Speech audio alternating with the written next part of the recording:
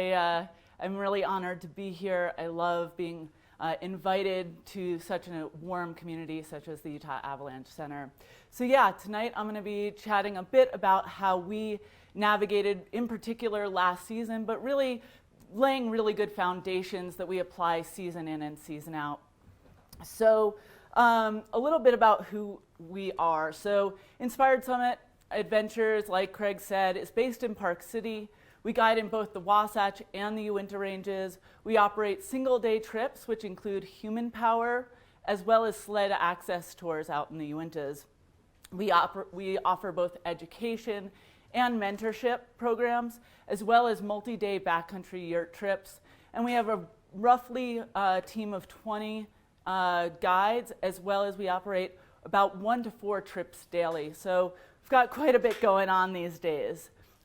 So whether we're talking about a professional operation or as recreationalists, it really comes down to planning. That really is what our foundation of our daily ritual is. So our operational baseline comes down to, like I said, planning. So we utilize the INFOEX, or the International Information Exchange, to help organize our daily meetings, or our AM meetings. So those happen every morning, typically around 5:45 in the morning. We find that the INFOEX allows us to keep to a repeatable daily process. And it also, in this current COVID environment, and actually even well beyond COVID now, we've found that utilizing a remote planning process, or utilizing the Zoom platform, has been really advantageous to guides to be able to be in their PJs sipping coffee at 5:45. So a little bit about what the INFOEX looks like and how it really works well for us as a process and a tool. For us, this is kind of what our home screen looks like in the mornings. The nowcast, that refers to what's happening currently, our current conditions. Then we look at places like NOAA for our weather forecast, and then snowpack. And then we dive in deep and start creating our own hazard assessment. This allows us to pull up avalanche problems and also to track persistent slab problems. And then it allows us to overlay avalanche problems and where they exist in terms of elevation, aspect, and how they overlap with one another, to give ourselves an idea of what our hazard is looking like for the day. So an AM guides meeting basically is taking observations, both weather and avalanche data, and we're using those observations to come up with our own both weather and avalanche forecast for the day, and that informs our run list for our operation, as well as the individual plans for each guide who's taking clients out for the day. In the evenings, each of our guides come back from the field and they fill out a PM form. Again, that's on the INFOEX platform, and that allows them to kind of go through a review of the day, right? That's where they're recording observations. Maybe they were able to do a quick pit, or show their client something in the snow, or maybe it was just that the snow was falling at a more intense rate than we anticipated for the day. We also use that as a place to record any close calls or anything. Maybe a client tweaked a knee or something like that.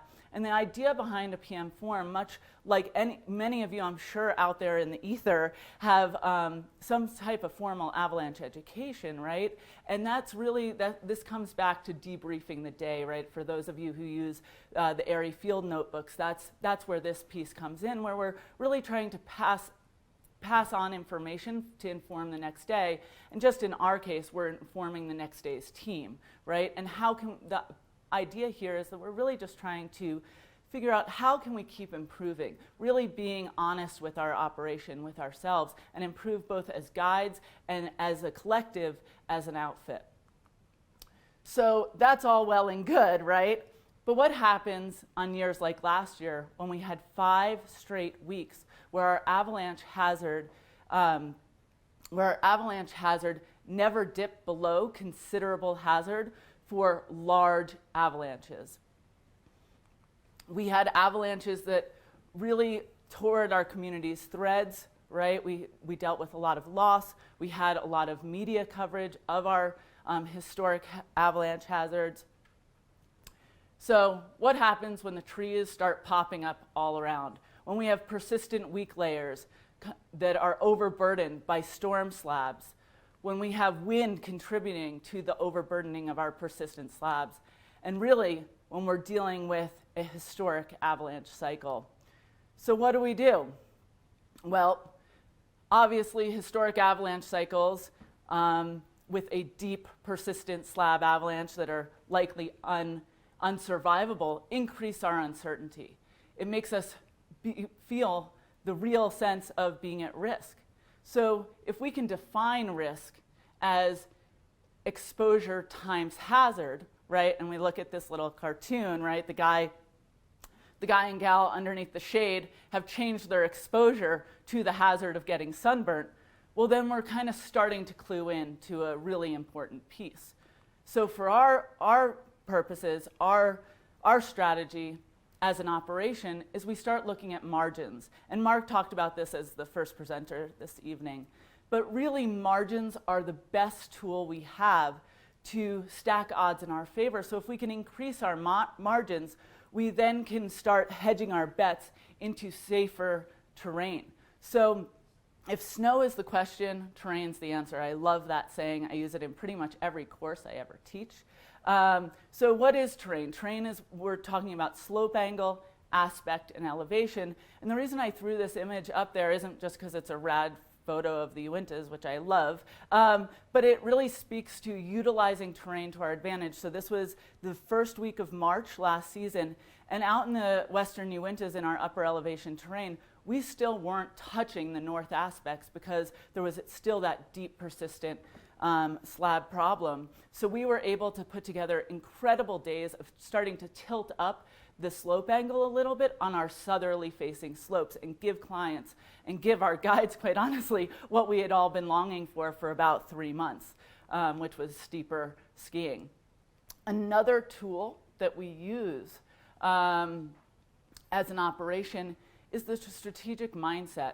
This was developed by RODGER ATKINS, who was guiding up in Canada, as a really great operational strategy. And I'm not going to dive too deep down this rabbit hole of going through what each mindset is and how you adapt it to the terrain. But what it is an incredible tool that we use, and actually more recreational education institutions are starting to implement this in field notebooks. I know ARI has kind of a more simplified version of this tool that they're using. But really it's a way that we can get on the same page as an operation. And what makes this tool so important is that it really backlinks our terrain choice and puts a real thought process to it.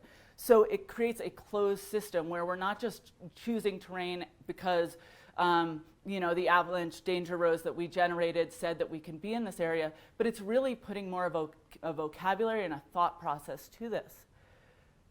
So last year, the strategic mindset that we were going with for over 2 months was the strategic mindset of entrenchment. And when we look at what entrenchment means, it means that we're dealing with a well-established, persistent instability. Now, this is the key piece. Entrenchment is not a preferred operating mode and requires discipline to sustain it for the necessary time. This is the last resort short of closing operations completely. Now, when you say that emboldened sentence to people who their job, their livelihood is risk management and inheriting behaving on behalf of somebody else who's a client of ours, that's really heavy, right? It definitely can feel like a ball and chain. So how did we manage this? How did we continue to operate and keep our doors open safely and in good conscience?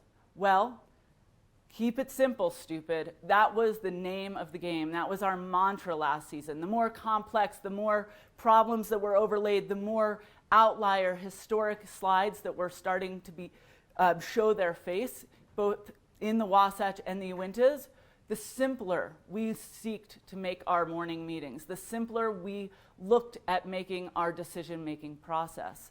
So the reason I love this image is this was a day during the high hazard period where one of our guides put together over a 5,000 vert day with a client without entering avalanche terrain once.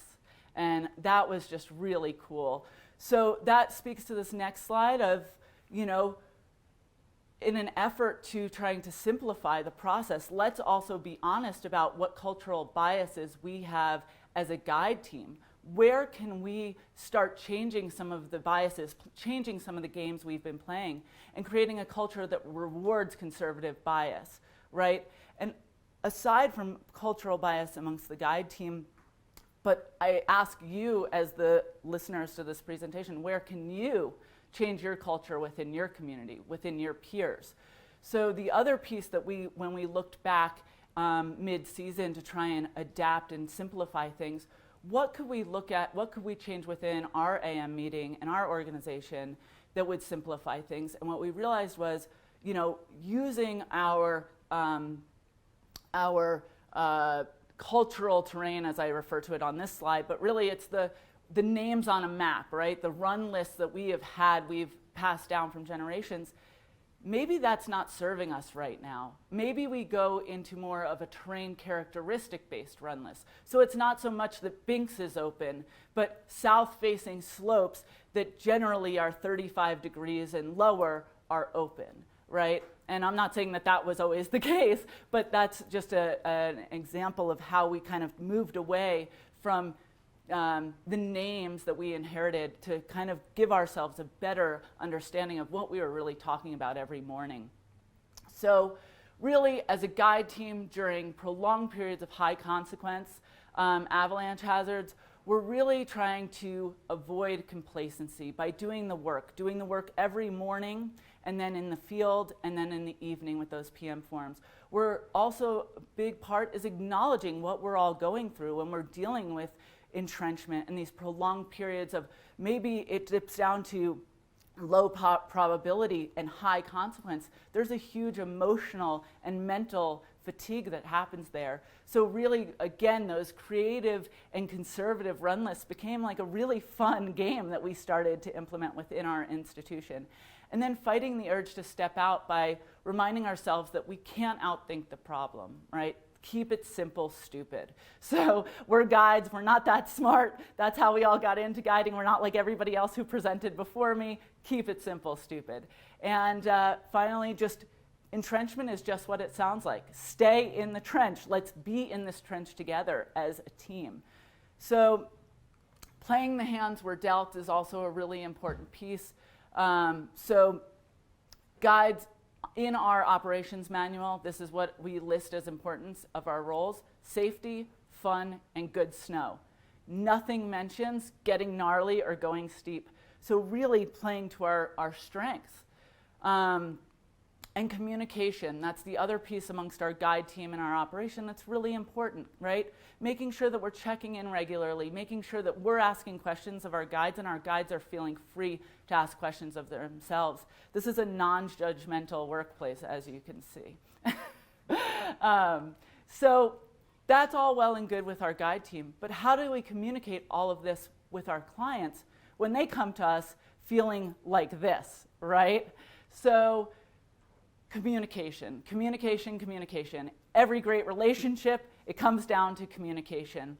And so our clients come in, and they might come in with these biases. They might only know part of a story. They might have gotten wind of Channel 5 news and the avalanche hazard. They might have partial education or misapplication of assumed knowledge, right? That's a big one. And so they're thinking that we're going to take them into steep, gnarly terrain and avalanches are going to be shattering every which way. But really what's in our mind and what we know what we're going to do with them is take them to go ski awesome powder in low-angle terrain and have a stress-free day.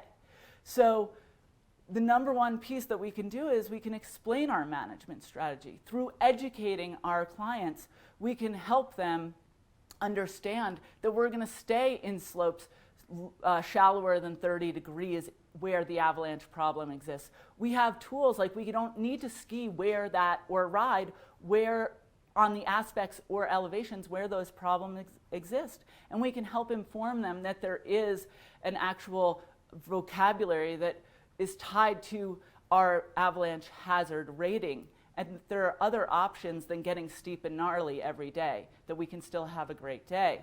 So we empower our clients and our guides to take a team approach to the day, and we allow our clients to know that they are valuable as observers, that are valuable, and as decision makers to ratchet things back. They are valuable as well. So that empowering clients through education is a really important piece.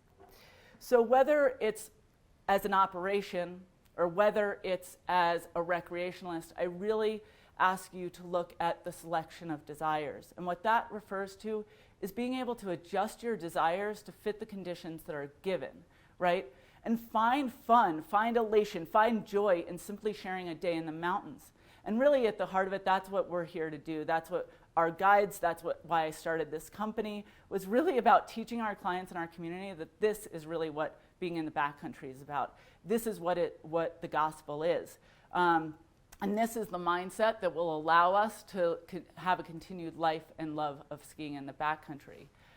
So I'm going to leave you with this quote: "Adopt the pace of nature. Her secret is patience."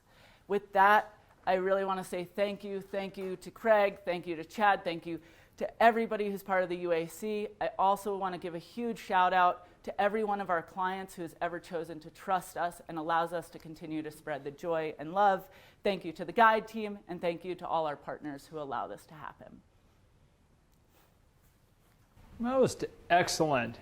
Yeah, what an awesome delivery. Thanks for that, Shaun. And you know, we can take all of these pieces of information like Shaun was talking about. Maybe we're not running a guiding operation, but we're out with a crew, right? So we can implement a lot of these strategies, a lot of these mindsets. I mean, we want to recreate like a pro. We want to emulate pros, just like Shaun. So thanks for that great delivery. Thanks for that great message. And I got a couple questions in the queue here for you, Shaun. So first, will last year's challenging season impact your operations moving forward? Were there any key takeaways from last season?